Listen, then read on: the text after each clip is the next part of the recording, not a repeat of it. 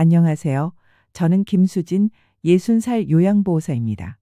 정말 부끄러운 이야기지만 오늘 저는 제 남편과 요양원 환자 보호자 사이에서 벌어진 믿기 힘든 일을 말씀드리려 합니다.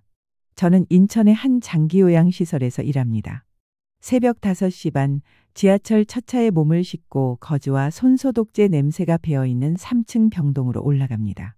어르신들 손을 잡아 겨울엔 핫팩을 쥐어드리고 여름엔 부채질을 해드리며 하루를 엽니다. 제 남편은 박문수 62. 인쇄소가 문을 닫은 뒤 퀵 배송과 대리운전을 겸하며 살림을 보탰죠. 결혼 35해. 못 가질 것도 가진 것도 없이 서로 성실하면 되는 거라고 믿었습니다. 그런데 어느 날부터인가 남편의 휴대폰이 뒤집어져 있더군요. 알림음이 울릴 때마다 남편은 문득 손을 떨었습니다. 무슨 일 있어? 물으면 그는 웃었습니다. 아무것도 아니야. 아무것도 아니었다면 왜 새 향수 냄새가 났을까요? 왜 밤늦게까지 배송? 일하며 사라졌을까요? 저는 모른 척했습니다. 사랑은 때로 모른 척하는 연습이라고 믿고 싶었으니까요. 하지만 그날 한 통의 메시지를 보고 말았습니다. 오늘도 지켜줘요, 오빠. 그때까지만 해도 저는 몰랐습니다. 그 사람이 제 일터의 보호자일 줄은요. 제가 일하는 병동엔 서영분 어르신이 계십니다. 치매 중기 80 가까운 연세. 그분의 딸 서다희 씨가 거의 매일 보호자 대기실을 들렀죠. 또렷한 말투, 손에는 늘 고급 커피, 발에는 조용히 비싼 구두가 스치던 분. 선생님, 우리 엄마 오늘은 어땠어요? 밤에 잠을 설쳤어요. 그래도 식사는 잘하셨어요. 말이 오갈 때면 저는 다희 씨의 눈빛이 묘하게 번쩍이는 걸 느꼈습니다. 무엇을 계산하는 사람들의 시선이었달까요? 다희 씨는 가끔 과일과 간식을 병동에 후하게 두고 갔습니다. 선생님들 덕분에 버팁니다. 우리는 감사했죠. 그 무렵 남편이 요양원 앞에서 저를 픽업해 주곤 했습니다. 비 오는 날이면 우산을 들고 로비까지 들어왔고 간혹 보호자분과 엘리베이터에서 스치기도 했습니다. 아, 안녕하세요. 안녕하세요. 그렇게 몇 번 마주친 뒤였을까요? 남편의 휴대폰에 서 부장이라는 이름이 생겼습니다. 저는 회사 동료인가 했어요. 그런데 대화창 맨 위에 그 이름 옆에 하트가 하나 붙어 있더군요. 서 부장, 하트. 제 가슴 어딘가가 쿵 내려앉았습니다. 단 한 번의 심장박동으로도 사람은 예감합니다. 이건 보통 일이 아니구나. 저와 남편은 오랜 가난을 견디며 살았습니다. 월세를 전세로, 전세를 작은 아파트로 바꾸는 동안 저는 허리와 손목을 갈아 넣었고 남편은 밤을 갈아 넣었습니다. 아이 둘은 각자 독립했고 이제 우리에게 남은 건 소박한 노후의 약속이었습니다. 일요일엔 교회 앞 김밥집에서 4,000원짜리 김밥 한 줄을 나눠 먹고 공원 벤치에 앉아 참새를 보며 우리 참 잘 버텼다. 웃던 사람들.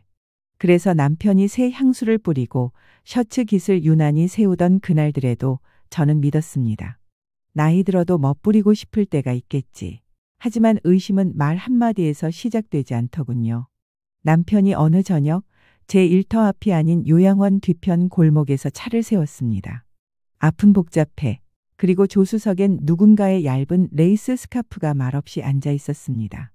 고객님이 두고 내렸나 봐. 남편의 눈동자 너무 빠르게 흔들렸습니다. 제가 그 스카프를 쥐었을 때 은은한 자스민 향. 그리고 익숙한 냄새. 보호자 대기실에서 자주 풍기던 그 향기와 같았습니다. 요양원에는 작은 세계가 있습니다. 보호자들의 피곤한 한숨, 간병인들의 조용한 인내, 간호사들의 빠른 발걸음. 그 사이를 헤치며 각자의 사연이 오갑니다. 다희 씨는 그 세계의 중심 같았습니다. 병실 문을 열고 들어올 때면 모든 시선이 잠깐 멈췄고 그녀는 늘 미소를 지었습니다. 엄마, 나야. 하지만 제 눈에 그녀의 미소는 거울처럼 차갑게 느껴졌습니다. 어느 날 다희 씨가 그러더군요. 선생님 남편분 참 자상하시네요. 비 오는 날도 데리러 오시고 보기 좋아요. 저는 얼어붙었습니다. 내 남편을 어떻게 언제부터 그렇게 봐왔지? 그날 밤 남편의 휴대폰이 또 뒤집혀 있었습니다. 잠든 그의 머리맡에서 화면에 잠깐 떠오른 미리 보기. 오늘 엄마 면회 끝나고 뒤쪽 커피숍 7시. 나 보고 싶어요. 보낸 이는 서 부장하트. 저는 그 이름 세 글자를 물끄러미 바라보다 조용히 눈을 감았습니다. 내일이 오면 내일의 나에게 묻자. 그런데 내일은 더 큰 파도를 데려왔습니다. 비가 억수같이 쏟아지던 금요일, 저는 일부러 퇴근 시간을 늦췄습니다. 6시 반, 6시 50, 7시. 우산을 접으며 뒤쪽 커피숍으로 걸었습니다. 유리 너머 남편이 앉아 있었습니다. 맞은편엔 다희 씨. 두 사람은 서로의 손등을 가만히 덮고 있었고 남편은 제가 한 번도 보지 못한 미소를 짓고 있었습니다. 저는 문고리를 잡았다 놓았다 숨을 고르고 뒤돌아섰습니다. 그 순간 머릿속이 번개처럼 쪼개졌습니다. 지금 당장 들어가서 소리쳐야 하나? 아니면 증거를 모아야 하나? 연하의 목소리로 말하자면 잠깐 더 충격적인 사실이 기다리고 있었습니다. 카운터 옆 쓰레기통에 버려진 영수증, 2인 세트 플러스 포도주 1병. 커피숍에 와인이 있을 리가 없지요. 그 건물 3층 작은 와인바가 있었습니다. 그날 밤 두 사람은 8시 40분에 자리를 옮겼습니다. 여러분이라면 어떻게 하셨을까요? 지금 이 자리에서 들이받았을까요? 아니면 더 큰 진실을 위해 참았을까요? 댓글로 여러분의 경험을 들려주세요. 그날 이후 저는 기록을 시작했습니다. 날짜, 시간, 장소. 남편의 퇴근 메시지와 실제 이동 간의 틈. 운전석 아래에서 발견한 주차권 2장, 라땡땡 모텔. 손가락이 떨렸습니다. 문수 씨, 우리 오래 버텼잖아. 제발 아니라고 해줘. 하지만 남편은 달라졌습니다. 샤워 시간이 길어졌고 셔츠의 첫 단추를 잠그지 않았고 눈길을 피했습니다. 요즘 왜 이렇게 늦어? 콜이 많아. 대답은 짧고 냄새는 길었습니다. 저는 다희 씨를 관찰했습니다. 그녀는 병실에서 나와 전화할 때마다 복도를 천천히 걸었고 입술에 미세한 미소가 걸렸습니다. 어느 날 그녀가 제게 말했습니다. 선생님, 힘들면 언제든 말씀하세요. 제가 도울게요. 그 말이 어째서 그렇게 위협처럼 느껴졌을까요? 연하의 호흡으로 말하자면 그 순간 저는 등골이 서늘해졌습니다. 도움? 누구를 위해? 그녀의 눈동자엔 도울 대상이 이미 정해져 있었습니다. 제 남편이었죠. 결정적인 건 차에서 발견한 봉투였습니다. 얇은 종이봉투 안에 정성스레 접힌 메시지 카드. 오빠, 오늘도 지켜줘요. 나 혼자 두지 말아요. 다희. 제 호흡이 짧아졌습니다. 그 순간 핸드폰이 울렸고 발신자 표시에 서 부장 하트라고 떴고 저는 본능적으로 받아버렸습니다. 전화기 너머에서 들려오는 소리. 오빠 도착했어요? 저는 말했습니다. 여보, 지금 어디야? 잠깐의 정적이 흘렀고 이어서 전화는 끊어졌습니다. 제 안에서 망치가 내려쳤습니다. 그날 밤 저는 남편에게 정면으로 물었습니다. 서 부장이 누구야? 남편은 웃었습니다. 고객이야. 일거리 주는 분. 하트는 뭐야? 오타. 오타? 하트가 오타라니. 저는 한 번 더 물었습니다. 그 사람 요양원 보호자야? 남편의 표정이 그 순간 무너졌습니다. 단 한 번의 눈동자 흔들림. 사실은 그거면 충분했습니다. 그날 이후 남편은 더욱 완벽하게 거짓말을 준비했습니다. 휴대폰엔 잠금이 걸렸고 호출 기록은 비워졌고 향수는 더 고급이 되었죠. 저는 더 조용히 움직였습니다. 요양원 경비 아저씨에게 부탁해 주차 CCTV를 확인했고 남편 차와 다희 씨가 같은 시간에 출입하는 장면을 2번이나 발견했습니다. 우연이겠지. 사람은 끝까지 믿고 싶어 하더군요.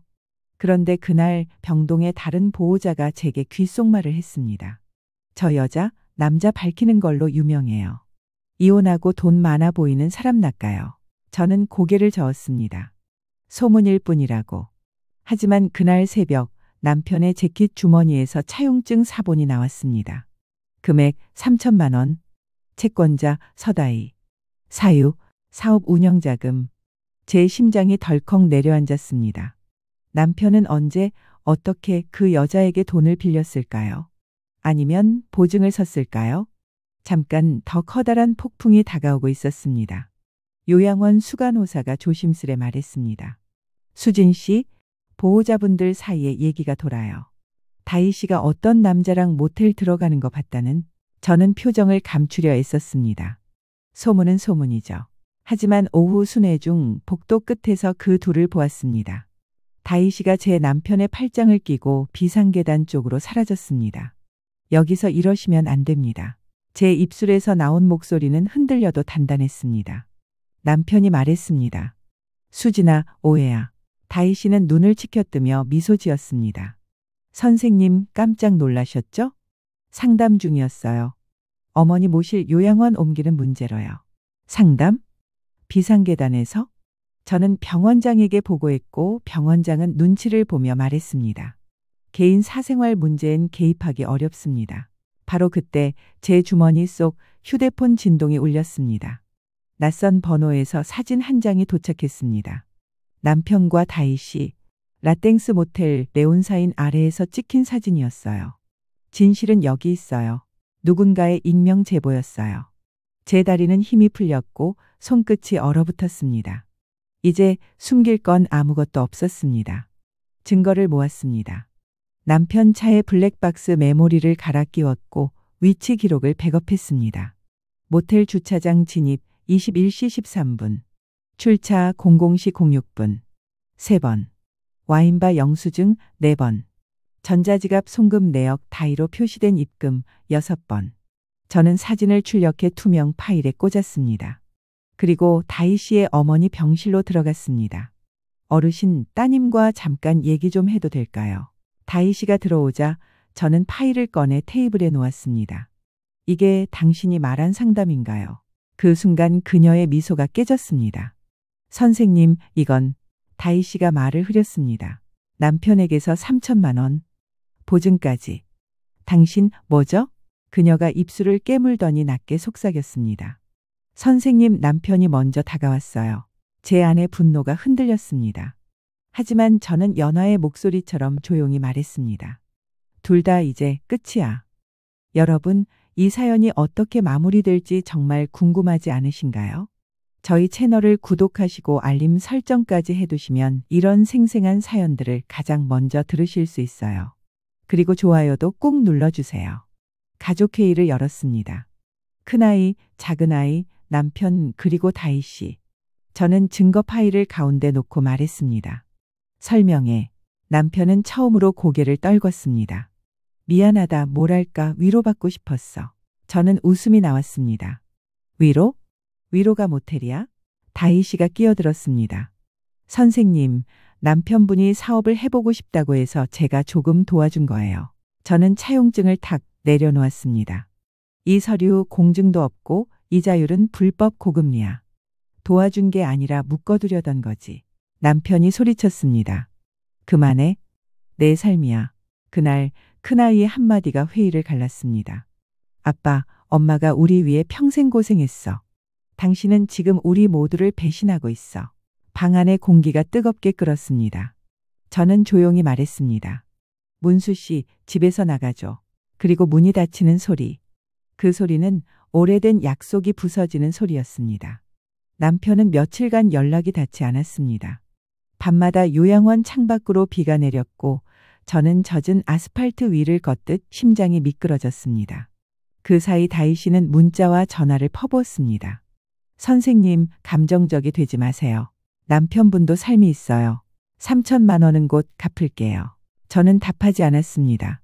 대신 법률 상담을 받았습니다. 혼인 파탄 책임, 재산 분할, 위자료. 변호사는 말했습니다. 증거 충분합니다. 상대 여성에게도 손해배상 청구 가능해요. 요양원에선 소문이 돌았습니다. 누군가는 제 등을 토닥였고 누군가는 속닥였습니다. 저런 일 생각보다 흔해. 그날 밤 남편이 집 앞에 나타났습니다. 초라한 가방, 젖은 어깨. 들어가도 돼? 저는 한참을 바라보다 문을 열었습니다. 마지막 대화야. 그는 울먹이며 말했습니다. 끝낼게. 다희랑 돈도 해결할게. 저는 단호히 물었습니다. 어떻게? 그때 그의 휴대폰이 울렸습니다. 화면에 뜬 문자, 오빠, 나 아기 생긴 것 같아. 저는 숨이 멎는 줄 알았습니다. 연하의 호흡으로 말하자면 이건 상상도 못한 2차 폭탄이었습니다. 아기? 남편이 허둥지둥 전화를 받았습니다. 무슨 소리야? 스피커폰 너머로 들려오는 다희 씨의 떨리는 목소리. 두 줄이야. 병원 가봐야 해. 저는 고개를 저었습니다. 같이 가. 다음 날 세 사람은 산부인과 대기실에 앉았습니다. 검사 결과는 임신 아님으로 나왔고 거짓 양성으로 나왔습니다. 의사가 친절히 설명했지만 제 귀에는 오직 하나의 결론만이 울렸습니다. 그녀는 흔들린 우리를 더 흔들고 싶었던 겁니다. 병원을 나오자 그녀가 제게 속삭였습니다. 선생님, 왜 그렇게 화를 내세요? 당신 남편 사랑받고 싶어 해요. 제가 채워주고 있을 뿐. 저는 미소 지으며 답했습니다. 사랑은 책임이고 책임은 증거로 말해요. 이제 경찰서로 갑시다. 그녀의 눈빛이 차갑게 얼었습니다. 경찰서 민원실, 저는 사기 및 공갈 미수로 진정을 접수했습니다. 이유는 두 가지. 허위 임신 주장으로 합의금 요구 정황, 차용증의 불법성. 담당 수사관은 기록을 넘기며 말했습니다. 관련 통화 녹취 있나요? 저는 준비해둔 음성 파일을 냈습니다. 오빠, 3천만 원은 일단 당신 명의로 돌려놔. 그래야 당신이 내 편이지. 임신이면 당신 책임이야. 그녀의 낮고 매끄러운 목소리. 수사관의 눈매가 매서워졌습니다. 동시에 저는 요양원에도 공식 민원을 넣었습니다. 보호자의 부적절한 행위로 인한 직원 피해. 병원장은 마침내 의료법상 면회 제한 조치를 발동했습니다. 그날 밤 그녀는 저에게 길고 긴 메시지를 보냈습니다. 선생님, 당신이 이긴다고 생각해요? 남편분은 결국 제게 돌아올 거예요. 저는 답했습니다. 사람이 돌아가는 건 집이지 함정이 아니에요. 그리고 문득 깨달았습니다. 이 싸움의 본질은 남편이 아니라 나 자신을 지켜내는 일이었음을. 새벽 2시 남편이 전화를 걸어왔습니다. 목이 쉰 목소리. 수진아, 큰일 났어. 다희 씨가 남편 명의로 대부업 대출을 진행해 두었다는 사실이 드러났습니다. 위임장과 인감증명서 사본, 모든 게 완벽했습니다. 단 하나, 위임장 날짜가 남편의 해외 배송 근무일과 겹쳤습니다. 그는 그날 인천 바다 건너 김포공항에 있었다는 GPS 기록. 서류는 위조. 저는 떨리는 손으로 노트를 펼쳤습니다. 퍼즐이 맞춰졌습니다. 3천만 원 차용증은 미끼였고 위조 위임장은 족쇄, 임신은 협박. 그녀는 오래전부터 이런 방식으로 사랑을 거래해온 사람이었습니다. 여러분은 어떻게 하셨을까요? 이쯤에서 용서의 손을 내밀어야 할까요? 아니면 더 단단히 법으로 가야 할까요? 댓글로 여러분의 생각을 들려주세요. 저는 결심했습니다. 끝까지 갑니다. 사랑을 빌미로 한 사기는 사랑이 아니니까요. 우리는 증거를 더 모았습니다. 남편의 핸드폰에서 지워진 메시지를 복구했고 통화 녹음 자동 저장 앱에서 그녀의 또 다른 요구를 찾아냈습니다. 오빠, 내 카드 연체 좀 막아줘. 이름만 빌려줘. 또 다른 피해자도 찾았습니다. 동네 카페 사장님, 50대 중반의 호라비. 그는 우리에게 말했습니다. 나도 처음엔 도와줬다고 생각했어요. 근데 결국 제 이름으로 대출이. 그의 눈가엔 깊은 주름과 후회의 그림자가 드리워져 있었습니다. 우리는 세 사람이 함께 진술했습니다. 경찰은 사기 혐의로 본격 수사에 착수했고 요양원 측도 그녀의 출입을 전면 금지했습니다. 그날 남편이 제 앞에서 무릎을 꿇었습니다. 수진아, 미안하다. 내가 바보다. 내가 아니면 안 된다는 걸 이제야. 저는 말을 잘랐습니다. 미안하다고 끝나지 않아. 갚아야 해. 내가 무너뜨린 신뢰를 한 장 한 장. 남편은 심한 죄책감에 빠졌습니다. 밤마다 잠을 설치고 밥을 밀어냈습니다. 저는 그를 지켜보며 두 가지 마음 사이에서 흔들렸습니다. 오래 함께한 정, 그리고 치유되지 않은 배신. 연하의 숨으로 말하자면 이건 심연과 마주서는 시간이었습니다. 저는 치료를 제안했습니다. 부부 상담. 우린 부부가 아니야. 지금은 사건의 공범과 증인이야. 제 말은 냉정했지만 상담실은 우리에게 필요했습니다. 상담사는 말했습니다. 선택은 두 분의 몫입니다. 다만 책임은 각자의 몫이라는 걸 잊지 마세요. 그 사이 경찰은 그녀의 휴대폰에서 다수의 금전 요구 정황을 발견했고 위임장 위조 흔적을 확보했습니다. 그녀는 진술에서 말을 바꿨습니다. 남편분이 원했어요. 저는 이용당했어요. 하지만 거짓은 스스로의 그림자에 걸려 쓰러졌습니다. 블랙박스, 메시지, 통화. 증거는 일정한 방향을 가리켰습니다. 그녀의 사랑은 계산이었습니다. 초가을 법원. 우리는 가처분과 손해배상 소송을 동시에 걸었습니다. 통장 압류를 막기 위한 긴급조치, 위조 위임장의 무효 확인. 재판장은 차분하게 물었습니다. 피고 측은 임신 허위 주장에 대해 어떻게 설명합니까? 그녀의 변호사는 시선을 피했습니다. 정서적 동요 상태에서의 과장된 표현이라 답했죠. 저는 조용히 웃었습니다. 과장과 허위의 경계는 증거가 가릅니다. 그날 오후 그녀는 마지막으로 저에게 문자를 보냈습니다. 선생님, 남편분 놓아주세요. 당신도 자유로워질 수 있어요. 저는 답했습니다. 자유는 타인의 존엄을 짓밟고 얻을 수 없어요. 남편은 옆에서 울었습니다. 저는 그 눈물을 보며 마음 한구석이 아직 따뜻하다는 걸 깨달았습니다. 그러나 따뜻함은 곧 약함이 되기도 하죠. 그래서 저는 제 마음에 금을 그었습니다. 재발 방지각서, 경제권 분리, 공동상담, 그리고 한동안 별거. 소송은 진행 중이고 형사사건은 기소 의견으로 송치되었습니다. 요양원 복도엔 다시 아침 햇살이 들고 어르신들은 제 손을 꼭 잡습니다. 수진 씨, 오늘도 고생 많아. 저는 미소로 답합니다. 남편은 원룸으로 이사했습니다. 주말마다 상담에 함께 가지만 돌아올 집은 없습니다. 저는 내 이름으로 작은 적금을 들었고 틈틈이 요가를 시작했습니다. 거울 속 제 얼굴이 조금씩 또렷해집니다.